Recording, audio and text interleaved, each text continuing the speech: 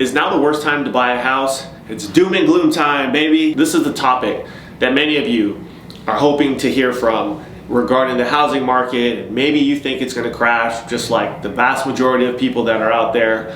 But if you do a simple Google search with this topic, there's so many articles that come up with literally the same information as far as why they don't think now is a good time to buy. This is contrary to some of the things that I've been talking about and some of the ways that I look at the market. I will share with you some of these points in these articles.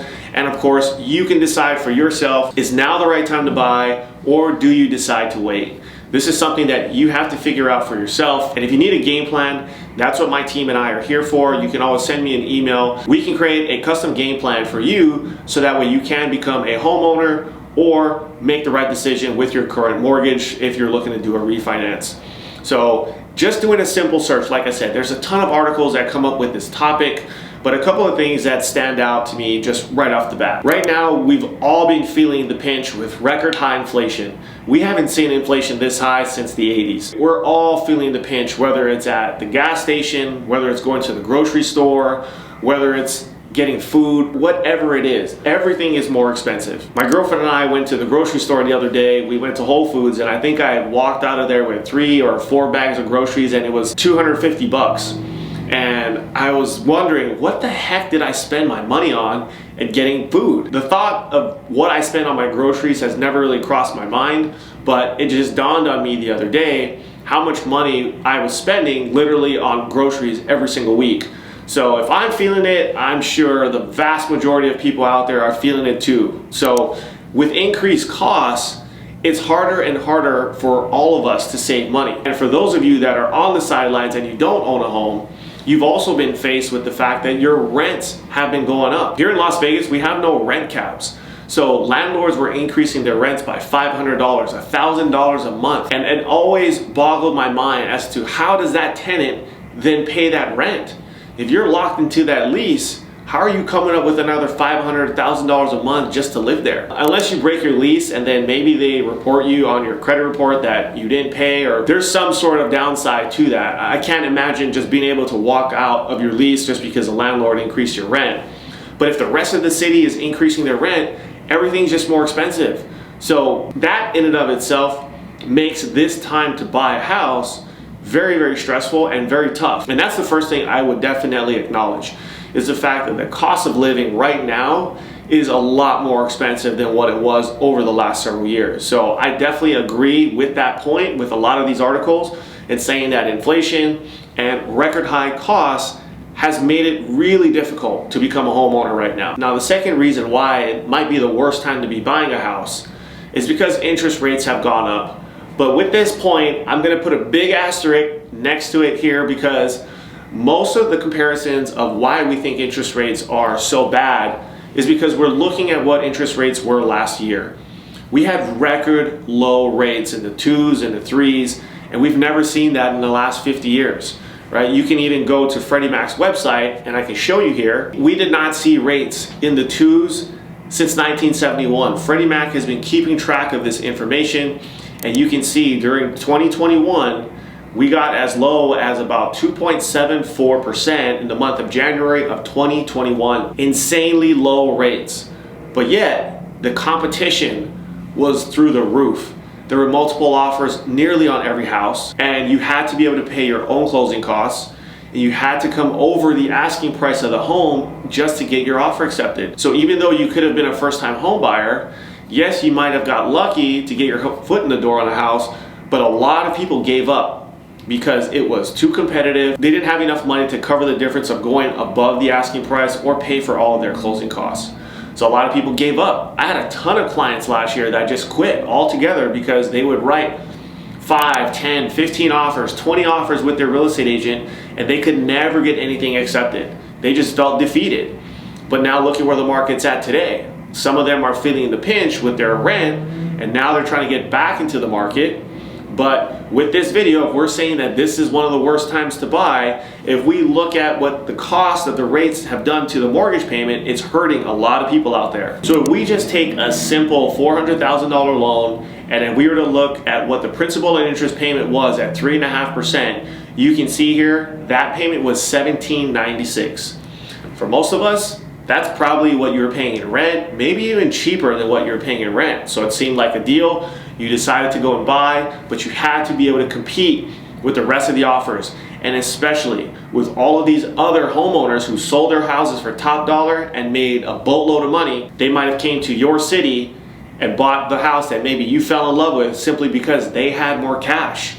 Now, look at where we are today. If we take this 3.5% and we take it to 6.5%, that payment now jumps up to $25-28 a month.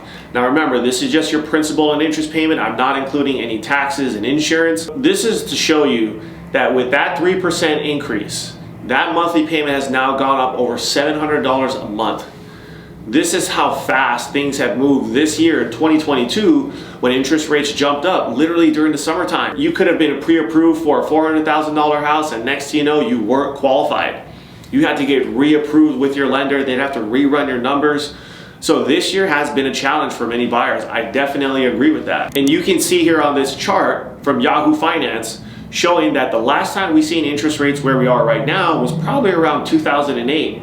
But interest rates will always fluctuate. They're gonna go up, they're gonna go down. And right now we are feeling it even more because we got spoiled over the last 2 years because we were at a record low. So of course, coming off a record low, everything seems high and we feel the pinch even more. So with inflation happening and mortgage rates increasing the way they did, as a buyer in today's market, this is putting a lot of strain on you.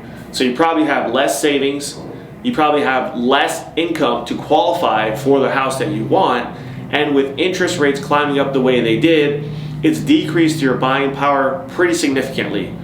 Many of you are probably on a single income household, so trying to buy a house with just your income alone is probably not going to cut it these days. However, maybe you have a spouse that's working that you could maybe add them as a co-signer. The problem that we're seeing with a lot of buyers is that maybe one of the partners has great income and the other has bad credit. So that also hurts the situation because that person with the lower credit score is going to hurt your ability to qualify. This is why it's really important that you do work on your credit. Now you don't need to wait till you have a 780 credit score to buy a house, because that length of time that you're waiting, it's probably going to cost you more money to try to get into the game. This is why, again, you have to get with a lender, figure out what your game plan is. Let's say you do have a 730 credit score, a 700 credit score. What could you potentially buy today? Now, does that work for your budget? If it does, great. Maybe you move forward. If it doesn't, what steps do you need to take in order to then buy what you do want to buy? Even the National Association of Realtors has noted how difficult the market has been right now. And they even said, although mortgage rates are more than double those of a year ago, home prices continue to be higher than the previous year due to limited inventory. Looking at the housing supply by income level, buyers earning $75,000 face the most significant housing shortage compared to any other income group. These middle-class income buyers can afford to buy only 20% of all available listings. As a result, even though there are fewer middle-income buyers in the market, there are still not enough homes for them to purchase. This is where middle America is getting squeezed out of the real estate market right now. So would you say it's one of the worst times to buy? Yeah, because the American dream is literally being taken away from most of you that are falling into that category.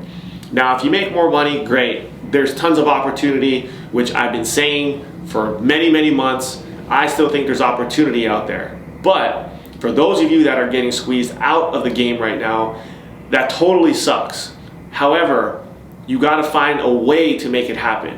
Now, this video, I'm not gonna be all doom and gloom because that's just not how my brain works. That's just not how I operate.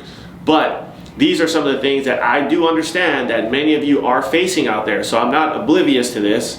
However, with increased rates, you're losing your buying power. Inflation is at record high, even though the CPI number is starting to slowly come down, which is a good sign for all of us. It still makes it really difficult to try to get your foot in the door. Now, despite all the doom and gloom that you can find online, if you still believe in the housing market, because I sure do, and I know that in the long term, things are always going to come back. Now, are we going to see 10% appreciation next year? No, probably not. The National Association of Realtors have predicted that they think next year is going to be a flat market.